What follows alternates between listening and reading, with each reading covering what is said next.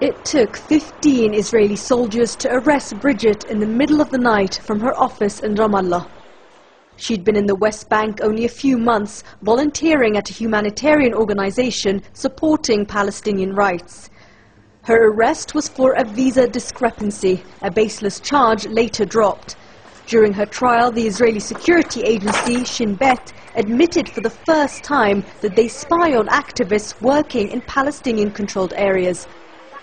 They claim Bridget is a security threat and are now trying to deport her. Why is a 22-year-old activist from Australia really so important to the Shin Bet to keep watching? It's also quite clear that Israel will not tolerate any form of dissent, whether it's violent resistance, non-violent resistance, or an international choosing to bear witness and stand in solidarity with the Palestinians. According to rights groups, the last few months have seen a serious and systematic crackdown by Israel on organizations and individuals using non-violent means to defend Palestinian basic rights. This weekly protest in East Jerusalem is a case in point. Activists here claim that in recent weeks the Israeli police have been using excessive force against them, arresting and detaining them for days just for peacefully protesting against Palestinian home evictions. And the intimidation is in danger of becoming institutionalized. 4 bills currently being heard in the Israeli Knesset or Parliament, if passed, would seriously restrict the rights of Israelis to criticize the policies and actions of their government.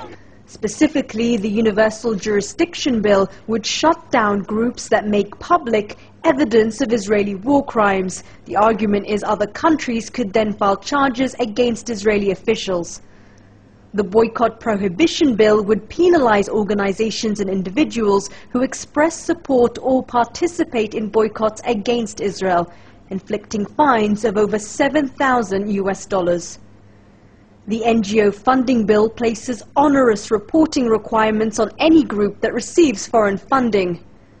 And the Infiltration Prevention Bill threatens to punish anyone who assists refugees after they cross illegally into the country, with up to 15 years in prison.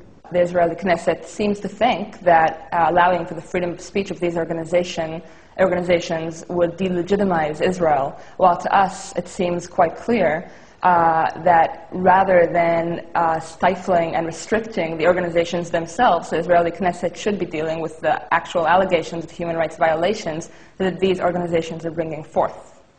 Israeli officials also claim the regulation of laws for NGOs is important in any democracy. But rights groups question what kind of democracy allows free speech only to those who toe the government line. Shireen Tadros, Al Jazeera, Jerusalem.